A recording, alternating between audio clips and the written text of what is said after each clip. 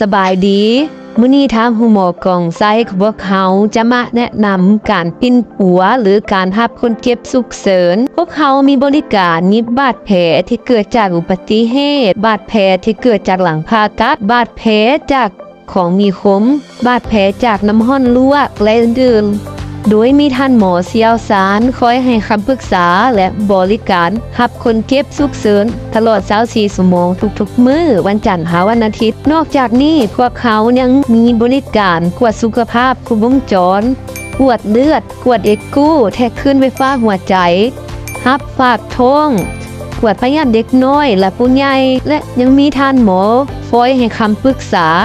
ตลอด24ชั่วโมงโดยห้องหมอของพวกเขาตั้งอยู่บ้านหนองสะเมืองนาไซทองนครหลวงเวียงจันทน์สามารถติดต่อพัวพันได้ที่เบอร์021